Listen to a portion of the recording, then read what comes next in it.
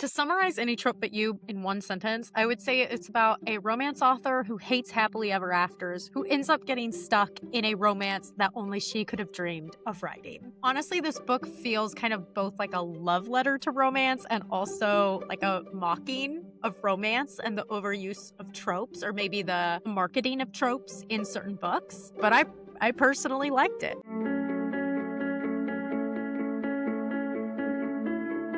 Hello, welcome back to Booktalks podcast. I am Marissa, one of the co-hosts of Booktalks podcast, and today we will be reviewing Any Trope But You by Victoria Lavine. This book was actually sent to me about a year ago by Aardvark, and if I'm being honest, I did read it about a year ago, but I wrote a whole review for it that I just never filmed and published, and I thought, you know what? It's the summer. I could use some cold winter vibes right now. And since this book is set in Alaska and it's a romance, I figured now's a perfect time to revisit Any Trope But You. If you're new to the channel, thank you so much for being here. If you're an existing subscriber, thank you so much for coming back. Kayla and I are on the road to 200 subscribers. We are very excited to be putting out more videos beyond just our podcast episodes. Although if you haven't checked out the podcast, we are on Apple, Spotify, and obviously here on YouTube, so check us out. But today is not a podcast episode. Today is a book review, again, of a romance. And I liked it. I saw some reviews, some more negative reviews on Goodreads and Fable saying it had too many tropes in it. It was too gimmicky because of all the tropes. Why were there so many tropes? Which I would kind of refer back to the title of the book. It is literally called Any Trope But You. And it kind of feels like both a love letter to romance and the tropes used in romance, and also a bit of a way to make fun of tropes and the marketing around tropes. Not like make fun in a bad way, but just I do think the marketing around tropes can be overused. And actually, when Kayla and I went to BookCon, which if you haven't checked out our BookCon vlog or our BookCon recap, definitely check that out. But several of the panels we sat in on brought up the whole marketing of tropes issue, talking about how if something is marketed as enemies to lovers, and within the first 20 pages, it's obvious they're in love with each other and they just are refusing to see it, that's not really enemies to lovers. And when you order a steak, you want a steak. So we kind of have to be careful with this trope game we're playing. And it's easy to call something one thing that, Booktok's hyping up in the moment to get people to read it. But then if the author doesn't deliver, is that the author's fault? Is that the marketing people's fault? Where does the issue lie? So in a way, Any Trope But You kind of explores that, because basically the author throws every single trope at our main female character, Margot, in the span of 300 pages. I wrote down a list of a lot of the tropes used in this book, and so I'm going to read through that really quickly, including, I would say, a bit of enemies to lovers, but let's just go with the other ones to start off with. Forced proximity, small town remote setting, Alaska wilderness romance, grumpy sunshine vibes, he falls first, fish out of water, city girl in rugged outdoor setting, caretaking emotional caretaking, meta romance, romance author female main character, cynic learns to believe in love, opposites attract, slow burn emotional buildup, living inside a rom-com, protective rugged male main character. That was just kind of a quick list I pulled, and some of those maybe overlap a little bit. But if you've read, what's it called? The Simple Wild by K.A. Tucker, that's one of those books where you're going to see some of the same tropes and themes in that book as you do in this book, where girl goes to remote Alaskan wilderness, girl meets rugged axe swinging man, girl doesn't want to fall in love, girl has to emotionally caretake for a sick or elderly parent or person in her family, girl falls in love with rugged man and has to choose where to live. So we're giving very similar vibes there, but where this one's different, and I'm not saying it's a copy at all, I'm just saying similar vibes. This one's very different because I think The Simple Wild's kind of more of a serious romance book. This is meant to be a rom-com. It's funny. I'll give a debrief here in a second, like a high-level summary. Most likely you're here because you've read the book already, but this one's meant to be funny. Every possible romance trope is being thrown at her. So it's not, there are serious moments, and I think that's something a lot of readers really liked about it. but it doesn't hold the same emotional weight that I remember The Simple Wild holding. Hopefully you have read this book and that's why you've clicked on this video. If not, I'm just going to give a real quick spoiler warning. My review will be full of spoilers, so if you haven't read it, click away, or if you're someone who loves spoilers, I guess stick around. As a high level summary, this book is about Margot, who is a romance author, which I love reading about books set in the publishing industry or about an author or, a ghostwriter or something like that. So Margot is a writer. She writes romance books, but she's disillusioned with love. And she actually keeps a file on her computer called Happily Never Afters, where she writes alternative endings to her happily ever afters. And this gets leaked on the internet, and her fans and readers turn on her. She gets swept up in cancel culture. And to escape that, she goes to the Alaskan wilderness to work on a new type of novel. But it wouldn't be a romance without a burly Alaskan man waiting for her there. And of course, we have one in the form of the retreat host, Dr. Forrest Wakefield. And he is a man written by women for women. And we'll get into that. But that's kind of the premise. Hopefully, like I said, you've already read the book, so none of that's new to you. But let's go ahead and jump into my review. Again, spoilers ahead. If you have not read, click away. Okay. It's a solid romance. I gave it 3 stars. Solid 3 stars. That's not a bad thing. I know a lot of people sometimes when I give 3 stars, they're like, you only gave it 3 stars? And I'm like, that means it's a good book. That means it's a good book. So we got to be careful with this only 3 stars thing. Anyway, I liked it.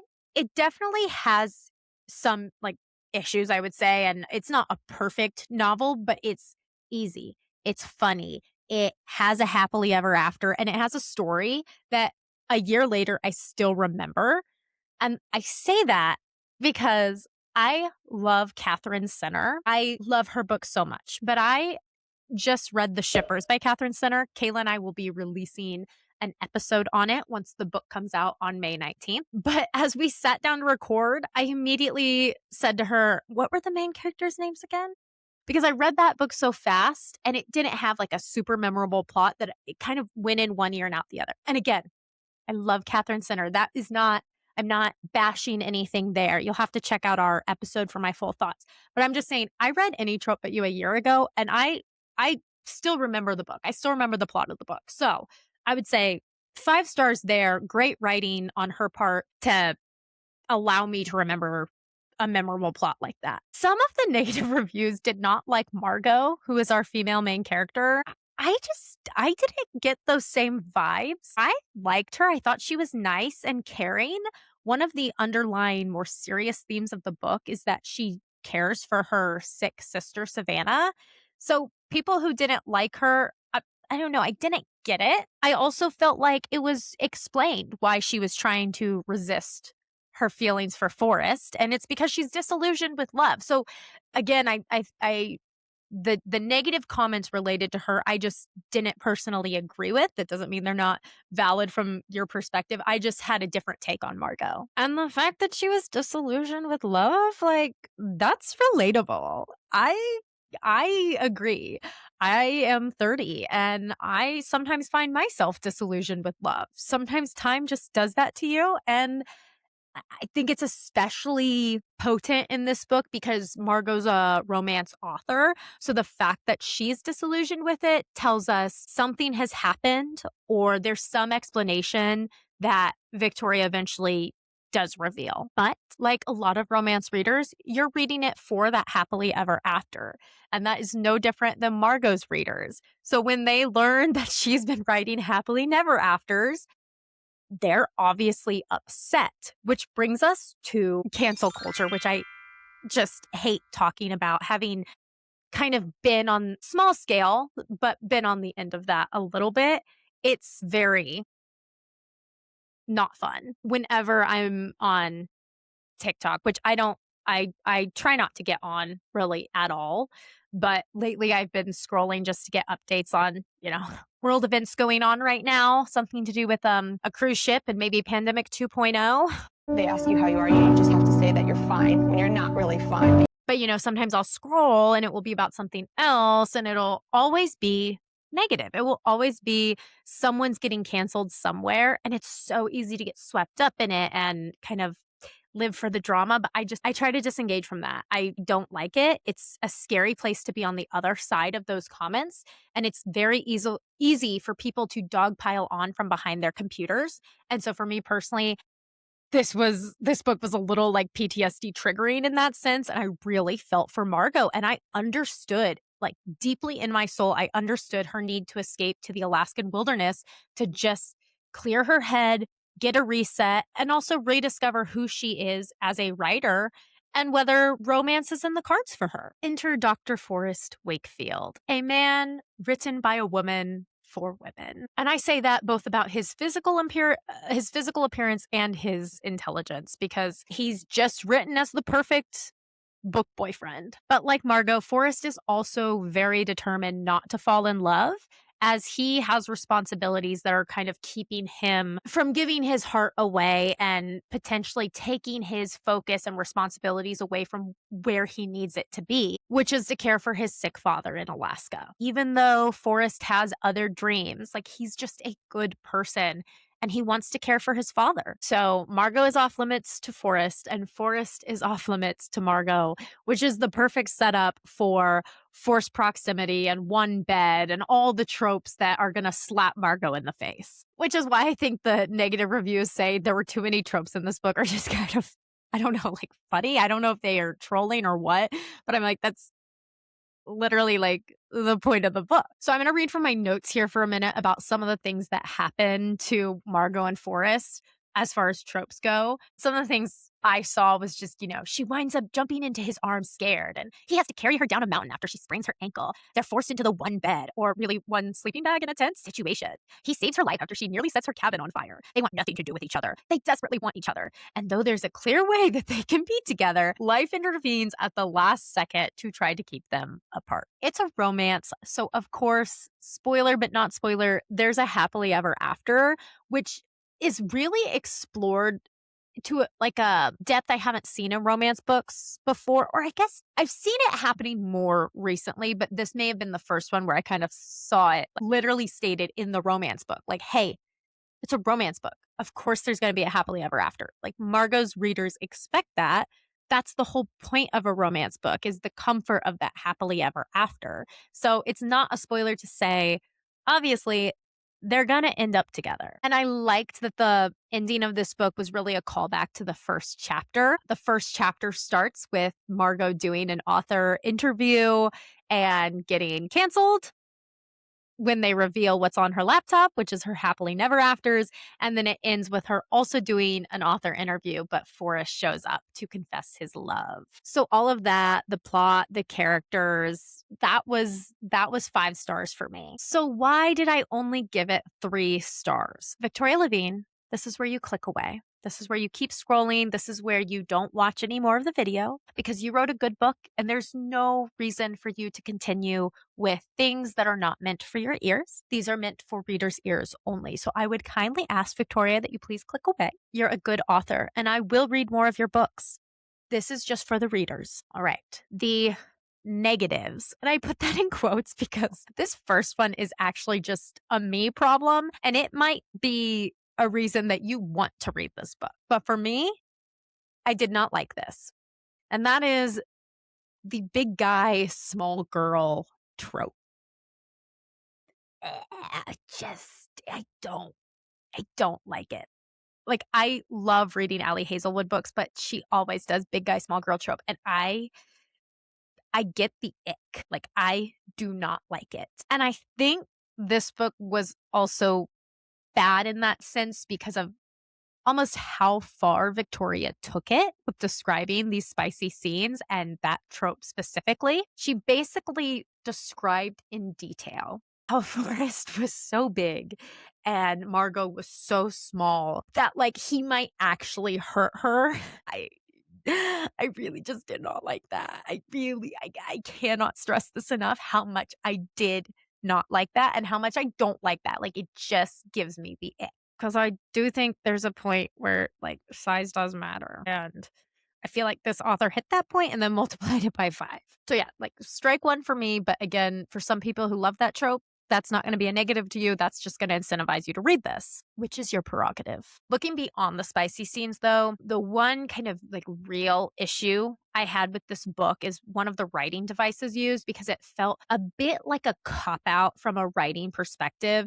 And as someone who aspires to publish a book someday and someone who loves writing and kind of studying the writing aspect of it all, it bothered me just like a little bit, and maybe it won't have bothered you at all. Again, this might just be a me issue. But to explain Margot's history, to explain why she is the way she is, why she's disillusioned with love, Victoria uses this writing device where Savannah, Margot's sister, writes her letters. And these letters always have certain information that seems perfectly timed to what's going on right now with Margot in Alaska, which means the author is literally telling, not showing. I understand sometimes it's necessary, but in this case, it just felt a bit like a cop out to me. I wrote down that some of the things contained in those letters were information about Margot's past loves, relationship with her dad, and then just other details that gave credit to her disillusionment with love. And I think because of how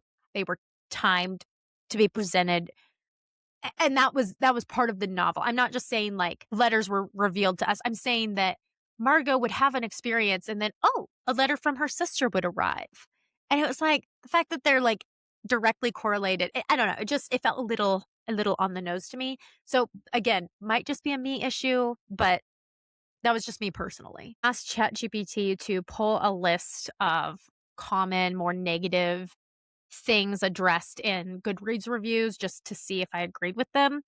And some of the recurring criticisms that it picked out was it said it was overly trope heavy, which again, I disagree with, or I agree with, but like that was the point. Some people complained about the final act pacing issues.